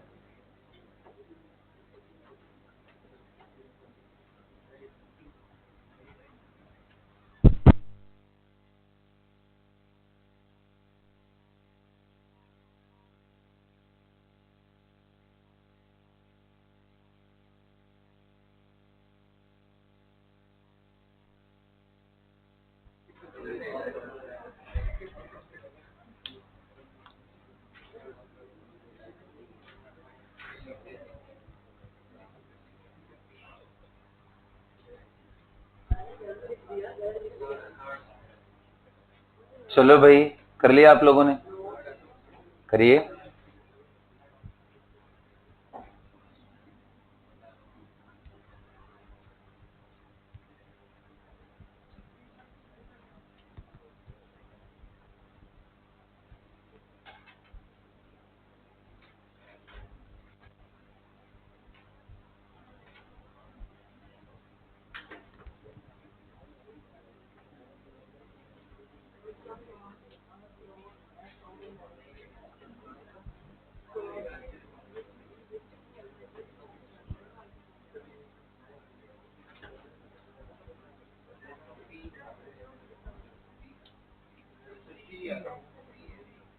Okay,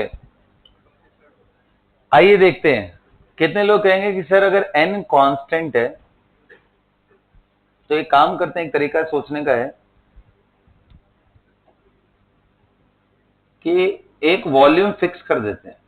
late us consider at V0 volume पे तीनों के पॉइंट्स में देख लेता हूं। ये पॉइंट से समझ में आता है कि ये जो करस्पॉन्डिंग प्रेशर P1 है और T2 के करस्पॉन्डिंग P2 है, और ग्राफ से समझ में आ रहा है, फ्रॉम द ग्राफ क्या समझ में आ रहा है,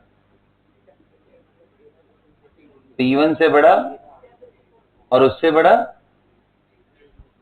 ये आ रहा है? बिल्कुल नहीं, उल्टा आ रहा है ना जी। यस सर, सेट है कुछ, मतलब सोचना ही नहीं है, बस यस सर, व्हाटएवर यू से इज राइट। Got it? यहां तक सही। अब बताओ प्रेशर की वैल्यू किसके बराबर होती है जी? nRT बाई V के। बताओ V तो सब जगह पे मैंने क्या कर दिया, V0 मोल फिक्स था, R भी फिक्स्ड वैल्यू है, तो क्लियरली समझ में आ रहा है कि pressure proportional to temperature, as pressure rises temperature will T1, T2, T3। कौन सा ऑप्शन सही है? अच्छा, ये तो एक तरीका था। दूसरा कितने लोग कह रहे हैं सेकंड मेथड? वो बड़ा आसान है, क्योंकि हमें ये आइसोथर्म है ना, मोल भी फिक्स्ड है, तो पीवी इज इक्वल टू क्या होता है, एनआरटी। टेम्परेचर फिक्स्ड है, एन फिक्स्ड है, तो पीवी का वैल्यू क्या है, के। ये सुनो। अच्छा, कितने लोग कह रहे हैं कहानी हो गई, ये 1/v लिखना चाहिए, तो गड़बड़ हो जाएगा। पीवी का ग्राफ टेम्परेचर कांस्टेंट पे रेक्टेंगुलर हाइपरबोला आता है ना जी, तो P वर्सेस 1। तो अब कितने लोग कह रहे हैं कि सर इससे तो ये समझ में आ रहा है कि P is equal to K into 1/V, और ये 1/V इधर आ गया, ये इधर आ गया, ये कुछ और नहीं बल्कि स्लोप है। तो क्या स्लोप की वैल्यू nRT है क्या? अच्छा, n और r तो कांस्टेंट है, टेम्परेचर ही बस। तो जिसका टेम्परेचर ज्यादा उसका स्लोप, बता किसका स्लोप ज्यादा है? T1 का स्लोप ज्यादा ना, एंगल ज्यादा बना रहा है, तो इसलिए टेम्परेचर T1 का सबसे, फिर T2। तो ये स्लोप से भी सोच सकते थे। हाँ, थोड़ा करेक्शन था क्वेश्चन में, ये v की जगह क्या करना है, 1/।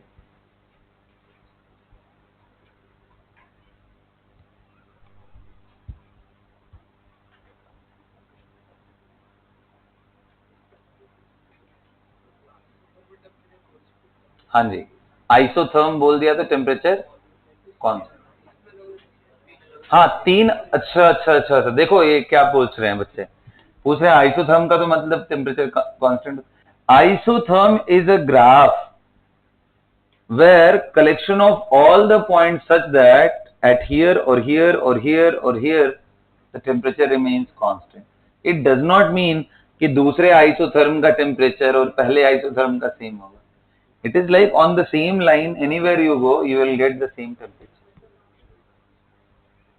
विनायक बाबू, अरे बात समझ, ये अच्छा ठीक है। क्या आप सभी को समझ में आ गया क्वेश्चन ऐसे कैसे क्रैक करने? वेरी गुड बेटा। अब अगला एक क्वेश्चन करें।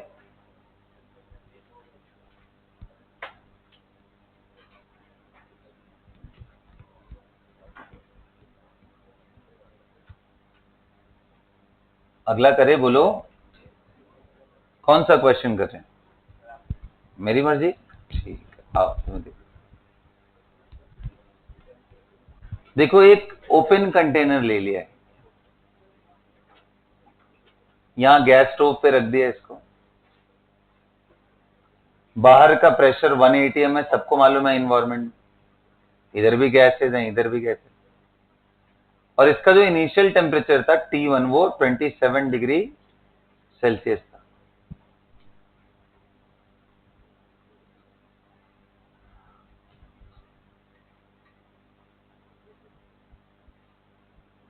और फिर इसको हीट करके जो इसका टेम्परेचर है वो कितना कर दिया गया,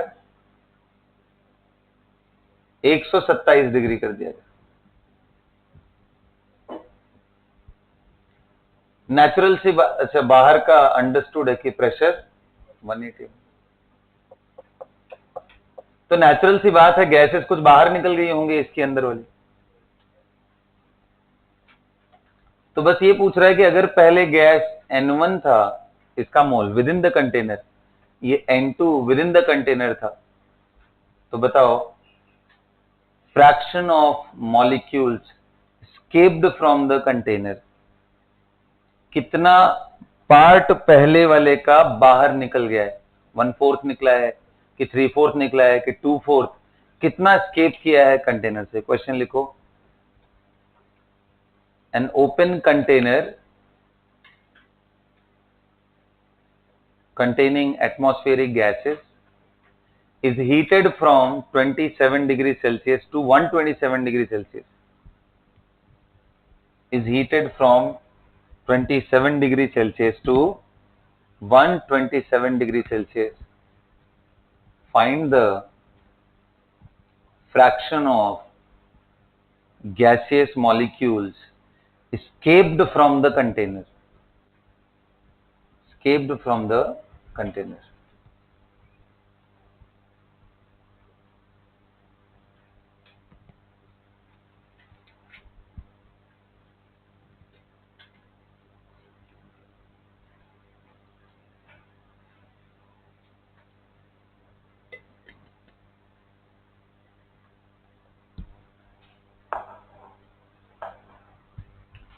Escaped from the container.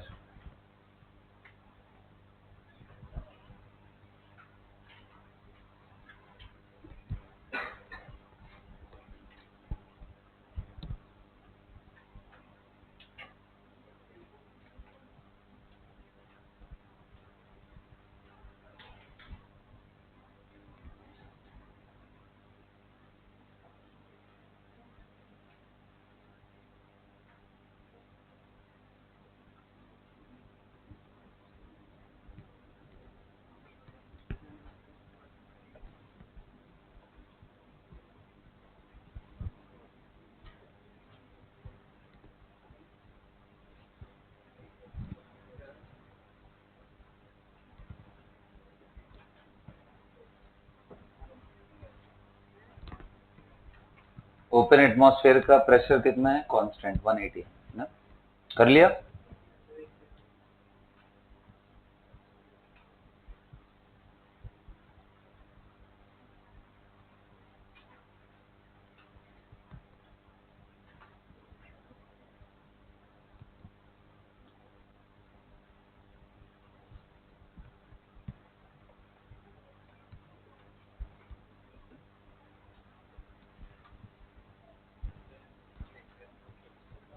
चलो देखते हैं।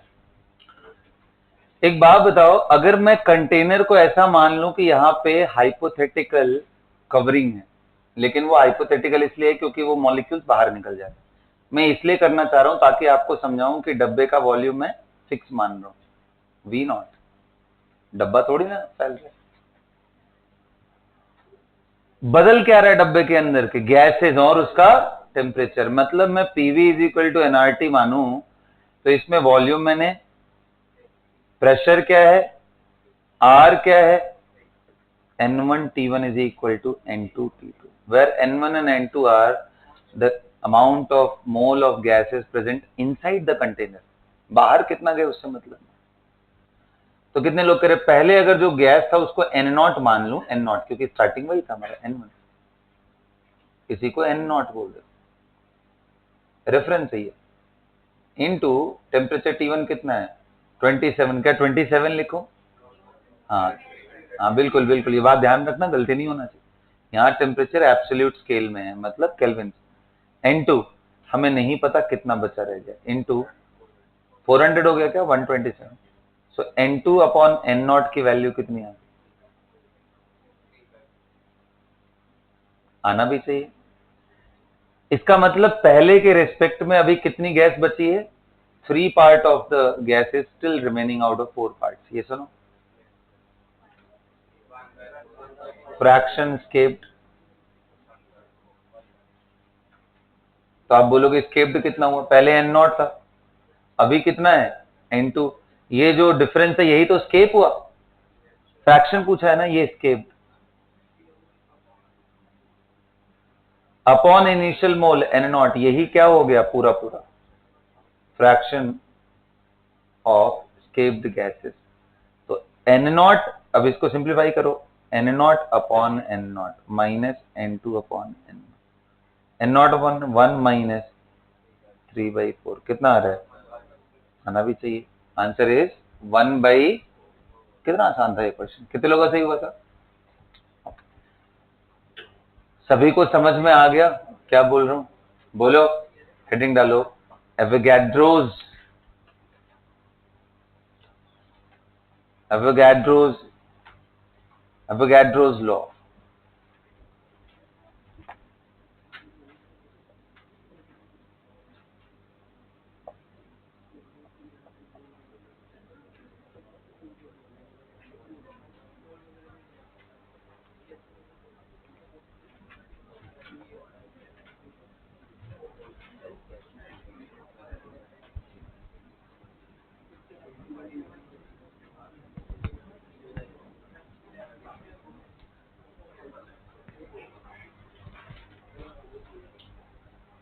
अब ये क्या है?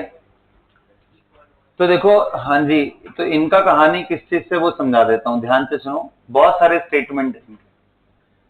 तो इन्होंने क्या किया कि प्रेशर एंड टेम्परेचर दोनों कांस्टेंट कर लिया। तो पी एंड टी कांस्टेंट कर लो, PV is equal to nRT में पी एंड टी कांस्टेंट कर लो, आर कांस्टेंट, तो वॉल्यूम प्रोपोर्शनल टू मोल। बोलो, तो ये उनका बेसिक प्रिंसिपल है। अच्छा, इसको और थोड़ा उन्होंने बोला कि बोला अगर इक्वल वॉल्यूम को identical condition of temperature pressure पे लिया जाए डिफरेंट गैसेस के, equal volume of different gases taken at same temperature and pressure contains same number of molecules. अब इक्वेशन देखो, उसको समझते हैं।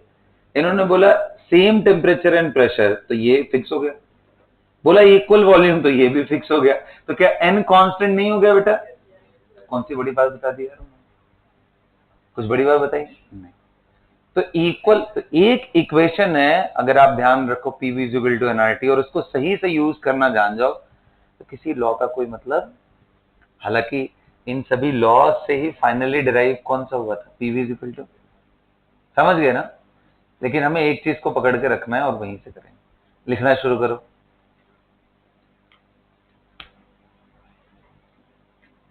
If equal volumes of different gases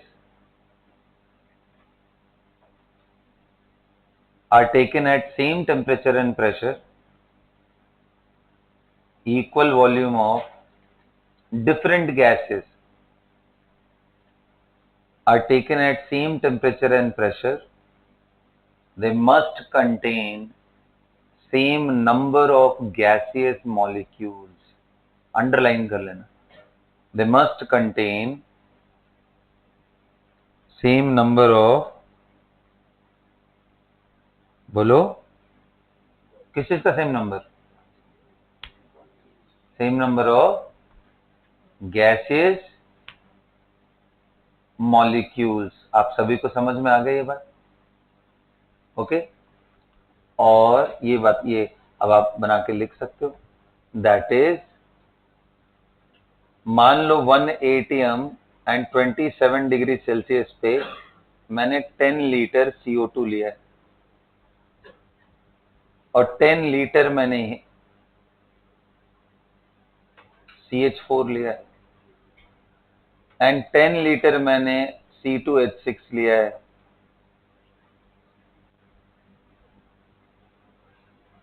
तो इनके कहने का मतलब ये है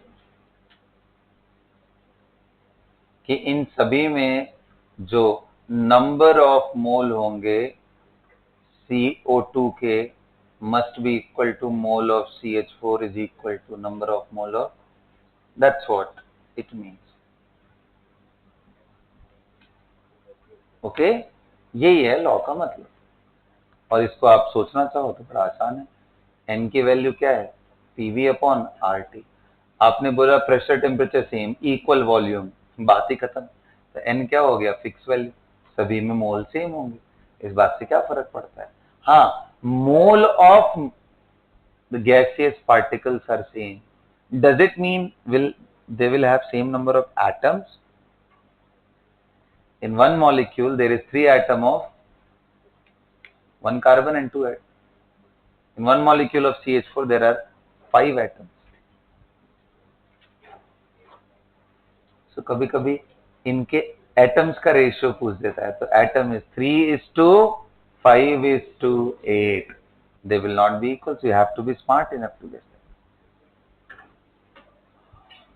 समझ में आया? तो और करके आप लिख सकते हो volume proportional to N, volume proportional to, और वॉल्यूम प्रोपोर्शनल टू एन। बोलो, सभी को समझ में आ गया? अब एक कैलकुलेशन करते हैं हम लोग, ठीक है। एक कंडीशन आता है जिसको बोलते हैं एनटीपी, ये नाम मैंने मोल में भी लिया था, कोई नई बात नहीं। How many of you know NTP, normal temperature pressure, सबको मालूम है। अब ये एनटीपी पे मेरी बात सुनना ध्यान से, एनटीपी का मतलब होता है temperature 0 degree Celsius and pressure 1 atm। मतलब टेम्परेचर कितना, 273 केल्विन एंड प्रेशर कितना। अब तुम इस कंडीशन पे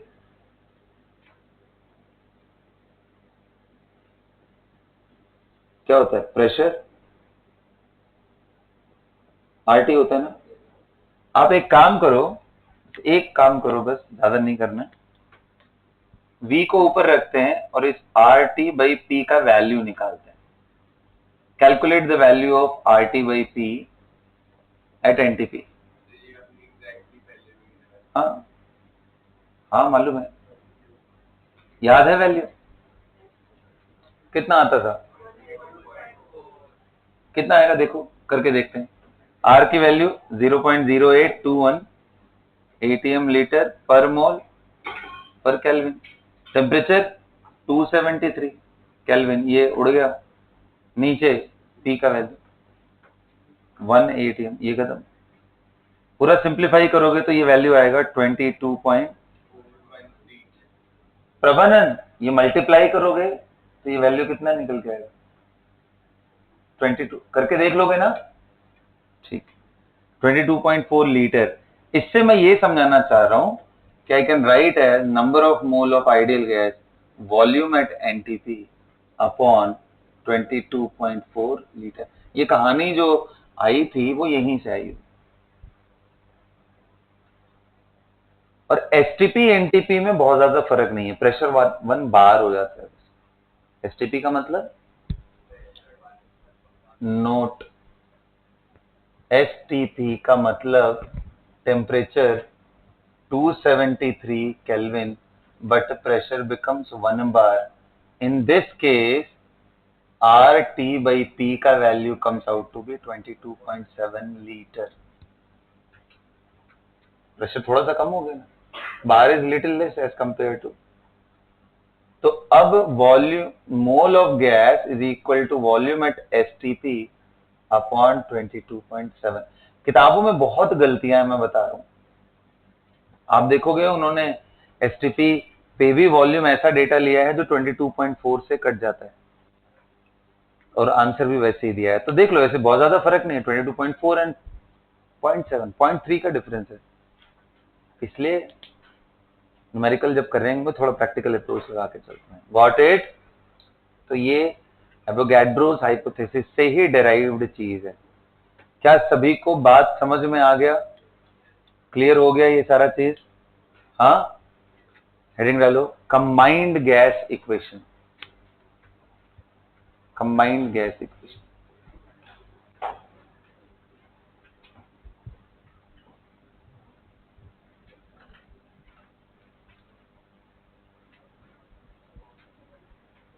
what is combined gas equation? हाँ, बिल्कुल सही जा रहे हो। एक्चुअली ये पूरी कहानी को अगर देखा जाए, सेम अमाउंट के लिए फॉर अ फिक्स्ड गैस, आपको पता है pressure inversely proportional to volume, pressure proportional to temperature, ये सुनो, इनको कंबाइन कर दो तो pressure proportional to T by या P V upon T will become a, तो ये जो इक्वेशन है ना, यही कंबाइंड गैस इक्वेशन। मतलब आपने बॉयल्स लॉ, लुज़ैक्स लॉ, इन दोनों को क्या बन गए? Combined gas equation. This is combined gas. तो जबरदस्ती का कहानी है, बस लिख लो, कभी कभी सिर्फ नाम ही पूछ देता है।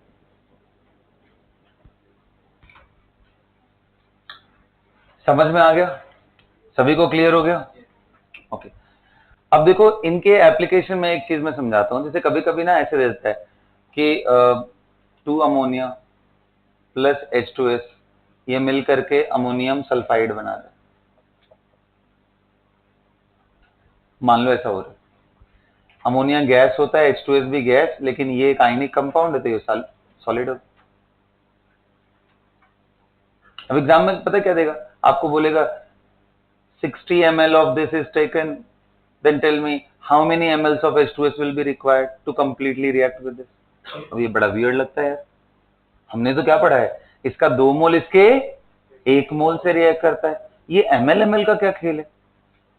तो फिर दिमाग में आएगा, अच्छा थोड़ा समझदार हो तो लगाओगे, अच्छा वॉल्यूम दिया है, गैस है, तो मैं मोल निकाल सकता हूँ, N is equal to pressure into volume upon. लेकिन फिर देखोगे तो यार ये वॉल्यूम 60 ml लिखा हुआ है, यहाँ तो और कोई कंडीशन ही नहीं दिया हुआ है।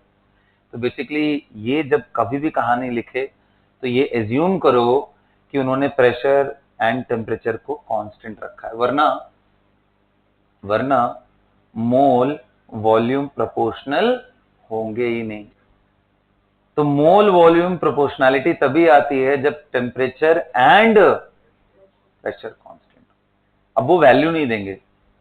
कभी कभी क्वेश्चन में इतना फ्रीक्वेंटली यूज होता है कि वो मानते हैं बच्चे इस बात को समझ रहे हैं, अंडरस्टूड है। तो अब आप भी क्या करो, आप ऐसा मान लो जैसे ये 60 ml नहीं बल्कि 60 मोल लिखा हो, तो बताओ इसके 2 मोल से इसका कितना चाहिए? 1 मोल। तो इसके 1 से आधा चाहिए, तो इसके 60 से इसका कितना चाहिए? 30 मोल, लेकिन मोल नहीं है तो क्या है? आंसर क्या हो जाएगा? 30 ml। समझ में आ गया? अब बताओ, इसके 60 ml से इसका 30 ml चाहिए, तो इसके 60 ml से इसका कितना ml बनेगा? नहीं बता सकते सर, क्योंकि ये गैस नहीं है, क्या है? सॉलिड। इसके लिए तो टेम्परेचर प्रेशर सब पता ही होना चाहिए, और फिर हम मोल से ही निकाल पाएंगे। तो इतना बात अगर आप ध्यान में रखोगे तो आपने गैसेस लॉज के एप्लीकेशन अच्छे से सीख लिए हैं। और अगली क्लास में हम दो इंपॉर्टेंट चीज पढ़ेंगे। पहला, what is Dalton's law of partial pressure, and उसका यूज करके कैसे बढ़िया प्रॉब्लम बनाए जाते हैं। एंड उसके बाद हम लोग आ जाएंगे काइनेटिक थियरी ऑफ गैसेस पे। तो और एक लेक्चर लूंगा और आपका ये topic states of matter complete हो जाएगा। That's all.